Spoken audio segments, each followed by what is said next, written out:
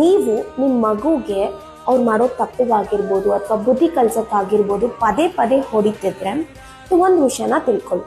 0 to 5 years ಒಳಗಿನ ಮಗುಗೆ ನಮ್ಮ ಬ್ರೈನ್ನ ಫ್ರಂಟ್ ಪಾರ್ಟ್ ಪ್ರಿಫಾಂಟಲ್ ಕಾರ್ಟೆಕ್ಸ್ ಅಂತ ಏನು ಕರಿತೀವಿ ಇನ್ನು ಡೆವಲಪ್ ಆಗ್ತಿರುತ್ತೆ. ಇದು ನಮಗೆ ನೆನಪಿನ ಶಕ್ತಿಗೆ, ಎಮೋಷ್ನಲ್ ಕಂಟ್ರೋಲ್ಗೆ ಮತ್ತು ಲಾಜಿಕಲ್ ಥಿಂಕಿಂಗ್ಗೆ ಹೆಲ್ಪ್ ಆಗುತ್ತೆ. ಆವಾಗ ಇದು ಮಗುಗೆ ಇನ್ನು ಡೆವಲಪ್ ಆಗ್ತಿರೋದ್ರಿಂದ ಅವ್ರಿಗೆ ಲಾಜಿಕಲ್ ಥಿಂಕಿಂಗ್ ಅನ್ನೋದೇ ಗೊತ್ತಿರಲ್ಲ. ಬಟ್ ನಿಮಗೇನು ಅನಿಸುತ್ತೆ, ಮಗು ಯಾವಾಗೋ ಒಂದು ತಪ್ಪು ಮಾಡಿದಾಗ ನೀವು ಹೊಡೆದಿರ್ತೀರ, ಅವ್ರು ಪದೇ ಆ ತಪ್ಪು ರಿಪೀಟ್ ಮಾಡಿದಾಗ ನಿಮ್ಗೇನು ಅನ್ಸುತ್ತೆ, ನಾನು ಒಂದ್ಸಲಿ ವಾರ್ನ್ ಮಾಡಿದ್ರು ಅದನ್ನೇ ಮಾಡ್ತಿದ್ದಾನಲ್ಲ ಅಂತ ಮತ್ತೆ ಏಟ್ ಕೊಡ್ತೀರಾ. But to be very frank, ಮಗುಗೆ ನಾನು ಮಾಡಿದ್ದೆ ಆ ತಪ್ಪು, ಅಮ್ಮ ಹೊಡೆದಿದ್ರು ಅನ್ನೋ ಲಾಜಿಕಲ್ ಥಿಂಕಿಂಗ್ ಕೂಡ ಮಾಡೋಕ್ಕೆ ಕೆಪಾಸಿಟಿ ಇರಲ್ಲ, ಜೊತೆಗೆ ಆ ನೆನಪಿನ ಶಕ್ತಿ ಕೂಡ ಇರಲ್ಲ.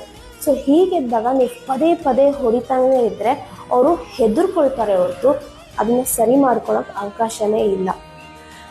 ನಿಮ್ಮ ಅಸಹಾಯಕತೆಗೆ ಆಗಿರ್ಬೋದು ಅಥವಾ ಪರಿಸ್ಥಿತಿ ಒತ್ತಾಯಕ್ಕೆ ಎಷ್ಟೇ ಕಂಟ್ರೋಲ್ ಮಾಡಿಕೊಂಡ್ರು ಆಗದೇನೆ ನಿಮಗೆ ಮಗುನ ಹೊಡೆಯೋ ಪರಿಸ್ಥಿತಿ ಬರ್ತಿದೆ ಅಂತ ಆದರೆ ಕಮೆಂಟ್ ಬಾಕ್ಸಲ್ಲಿ BEAT ಅಂತ ಟೈಪ್ ಮಾಡಿ.